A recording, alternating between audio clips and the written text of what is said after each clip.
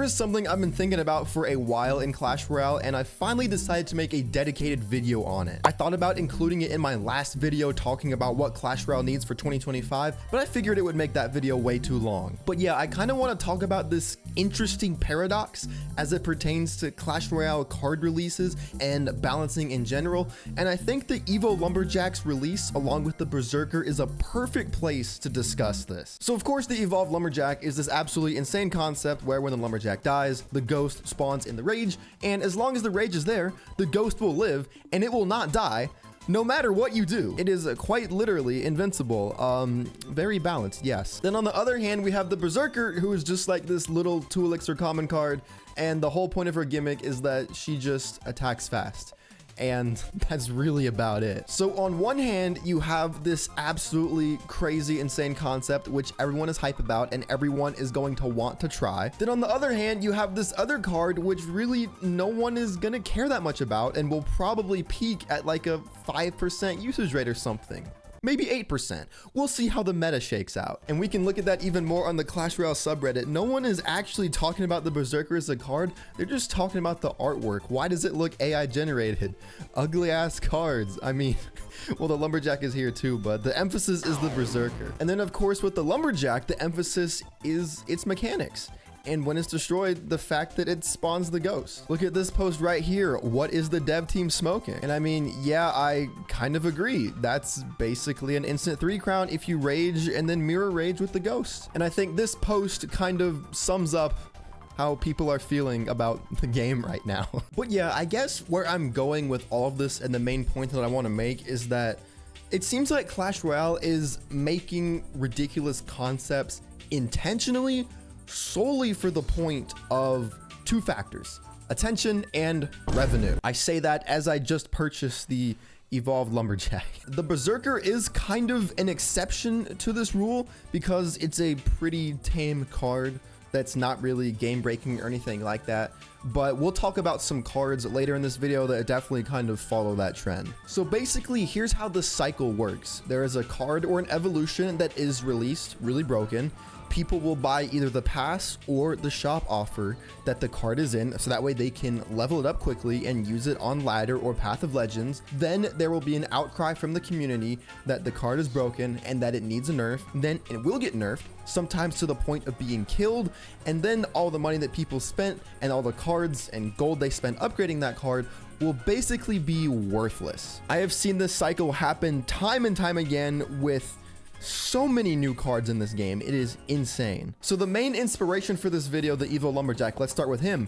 He is a legendary evolution. That is a double whammy. You're gonna have to spend to get the shards, and he's a legendary, making him harder to level up. We can look at my dude, the Royal Chef right here. He is a legendary tower troop, and he was released incredibly broken. You could say the exact same thing about the Dagger Duchess when she was released, another legendary tower troop. Looking at my dude, the Goblinstein, who just came out in October. That is a champion. This is the hardest rarity of card to upgrade. Evo Mega Knight, while not being crazy broken, is still a really good card, and that is a legendary card as well. Then some other lesser examples, the Evo P.E.K.K.A. It's an epic, so it's not crazy, but it's still a little more difficult. That can be applied for the Electro Dragon as well.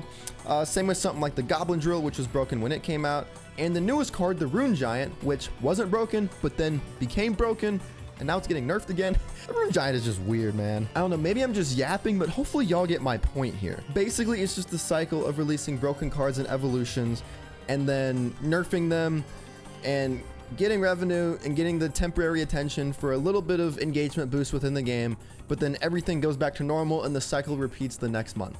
That's just kind of the point I'm trying to get across. And I'll be honest, I want to believe in my heart that they don't do this intentionally for the sake of attention and revenue, but it's hard for me to believe that that isn't the case. I mean, just from a conceptual standpoint, so many of the recent additions to the game have been so unbalanced and so complex that they're bound to get attention and generate revenue. And because of the attention and the revenue that they do generate, really what incentive do they have to stop releasing cards like this? I feel like since 2023, when evolutions first started to come out, people have just been conditioned to just expect absolute insanity from new card releases. And that is not a good thing. Here's the thing, I like card releases like the Berserker. A 2 elixir common card is something that we never get in this game anymore. It was the first common card to be released in 5 years. The last common card before the Berserker was the Skeleton Dragons, which came out in 2020. We don't get common cards often.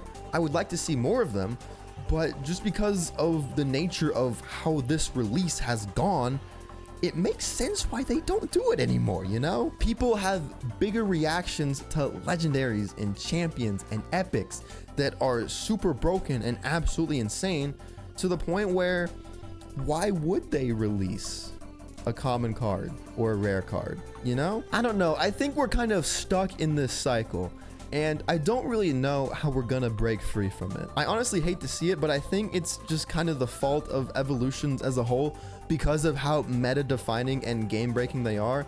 They have just completely changed how Clash Royale is played, and I think we're at a point of no return. I hate to say that, but I honestly think that it is true. Let me know if you guys have any suggestions on how you would fix this problem, because again, Supercell is still a business. They still do have to generate that attention and revenue in order to keep Clash Royale running as a game, but there has to be some sort of balance to it, and I would love to know if any of you have any suggestions at all. Maybe this video is just me yapping, maybe it's just me rambling, but this is just something that I had to get off my chest in this short little other video. So hope you all enjoyed. If you did, leave a like, subscribe if you enjoy hearing me yap. That's gonna be it for me now, and I'll see you all in the next video.